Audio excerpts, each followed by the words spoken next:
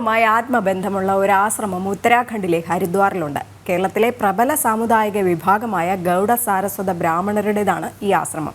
ഗംഗയുടെ തീരത്ത് 8 ഏക്കറിലധികം ഭൂമിയിലുള്ള വ്യാസമന്ദിർ എന്ന ആശ്രമം എല്ലാ അർത്ഥത്തിലും മറ്റൊരു ലോകമാണ്.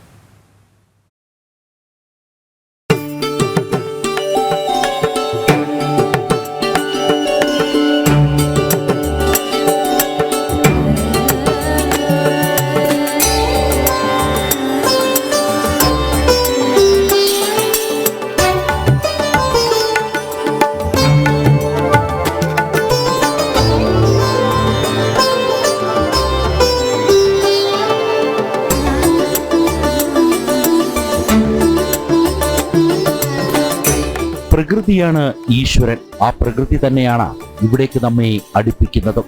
ഗംഗാദേവിക്കരികിൽ ശാന്തമായി ചെലവിടാം. കണ്ടതും കാണാത്തതുമായുള്ള പലതരം വൃക്ഷങ്ങൾ. ഇടതൂർന്നു നിൽക്കുന്ന ആ മരത്തണലിൽ ശാന്തിയും സമാധാനവും സന്തോഷവുമൊക്കെ നാം അറിയാതെ തന്നെ നമ്മെ സ്പർശിച്ചിരിക്കും.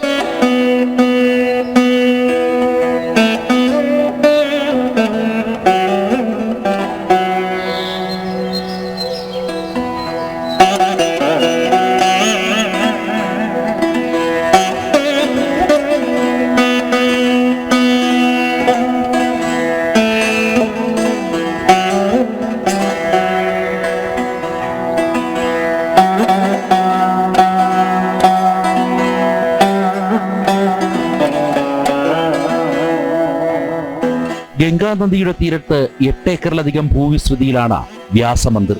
ഭഗവാൻ വേദവ്യാസന്റെ പ്രതിഷ്ഠയുള്ള ഒരു ക്ഷേത്രം. കൂടാതെ സന്യാസി ശ്രേഷ്ഠനായ സുധീന്ദ്രതീർത്ഥ സ്വാമികളുടെ മഹാസമാധി പീഠവും ഭക്തർക്ക് സദാ അനുഗ്രഹം വർഷിച്ച് ഉണ്ടിവിടെ.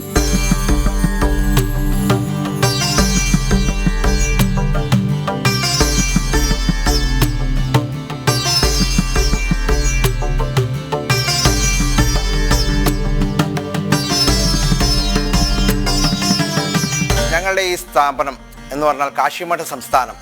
ഞങ്ങളുടെ ഉത്ഭവസ്ഥാനം എന്ന് പറഞ്ഞാൽ തന്നെ ബനാറസിലാണ്. ബനാറസിൽ നിന്ന് ഞങ്ങളുടെ സ്വാമിജി, ഓരോ സ്വാമിജികൾ പരമ്പരയായിട്ടുള്ള ഞങ്ങളുടെ ആശ്രമത്തിൻ്റെ കുറേ ആശ്രമങ്ങൾ ഇതുണ്ട്. അതിൽ 48 ബ്രാഞ്ചസ് ഉണ്ട് ഓൾ ഓവർ ഇന്ത്യയിൽ. അതിൽ മെയിൻ മുഖ്യമായിട്ടുള്ള ഒരു ബ്രാഞ്ചാണ് ഞങ്ങളുടെ ഇവിടെ വ്യാസ് മന്ദിർ ഹരിദ്വാറിൽ എന്ന് പറഞ്ഞിട്ടുള്ളത്. ഇത് ഗംഗാ ക്ഷേത്രത്തിൻ്റെ ഗംഗാ തട്ടിൻ്റെ മുകളിലായിട്ട് സ്വാമിജി ഒരു 8.5 ഏക്കറിൽ ചെയ്ത ആശ്രമമാണ് ഇത്. ഇതിൽ ഞങ്ങളുടെ വ്യാസഭഗവാന്റെ പ്രതിഷ്ഠയാണ്. അതേപോലെ തന്നെ ഞങ്ങളുടെ ഇത് ഇപ്പോഴത്തെ സ്വാമിജിയുടെ അങ്ങയുടെ ഗുരുവായിട്ടുള്ള അങ്ങയുടെ വൃന്ദാവനമാണ്. HS ശ്രീമദ് സുധീന്ദ്ര തീർത്ഥ സ്വാമിജി എന്ന് പറയും. അങ്ങേര് 1988 സ്ഥാപിച്ച സ്ഥാനമാണ് ഇത് ഹരിദ്വാറിൽ വ്യാസ് മന്ദിർ എന്ന് പറഞ്ഞിട്ട്. ഇവിടെ ഭക്തജനങ്ങളൊക്കെ വരാറുണ്ട്. ഏതൊരു ഭക്തനും ഇവിടെ എത്താം.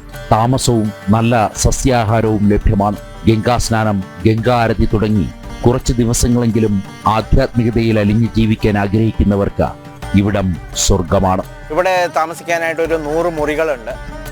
മൂന്നും വെവ്വേറെ കമ്പൗണ്ട് പോലെയാണ്. മുമ്പിൽ ഒരു 10-30 റൂമുണ്ട്, പുറകിൽ ഒരു 40 റൂമുണ്ട്. അതിൽ അറ്റാച്ച്ഡ് ആയിട്ട് ഒരു ഹാളൊക്കെ ഉണ്ട്. അതിൽ ഭാഗവതത്തിൻ്റെ പ്രോഗ്രാമൊക്കെ കുറേ നടക്കാറുണ്ട്. കൊല്ലങ്ങളിൽ കുറേ ഭക്തജനങ്ങളൊക്കെ വരാറുണ്ട് ഇവിടെ. അതേപോലെ ഒരു അന്നപൂർണ്ണയുണ്ട്. അവിടെ ഞങ്ങൾ ഭക്ഷണം പ്രിപ്പയർ ചെയ്യും. ശുദ്ധ ഭക്ഷണമാണ്. സവാള അങ്ങനത്തെ പോലെ ഒന്നും ഉപയോഗിക്കാറില്ല. എല്ലാ ദിവസവും കുറഞ്ഞത് എങ്ങനെയായാലും ഒരു 100-150 പേരും ഭക്ഷണമൊക്കെ കഴിച്ചിട്ട് പോകാറുണ്ട്. അതേപോലെ അന്നദാനവും നടക്കാറുണ്ട് ഞങ്ങളുടെ ആശ്രമത്തിൽ. കാലത്ത് ഒരു 100-150 സാധുക്കൾക്ക് ഭക്ഷണമൊക്കെ കൊടുക്കാറുണ്ട്. ഒരു ഹോസ്പിറ്റലുണ്ട്, ഫ്രീ ആയിട്ടാണ് അത് സഞ്ചാലിക്കണത്. ഇവിടുത്തെ ആൾക്കാർക്ക്, പാവപ്പെട്ട ആൾക്കാർക്കും പിന്നെ ആര് വന്നാലും അത് ഫ്രീ ആയിട്ടാണ്.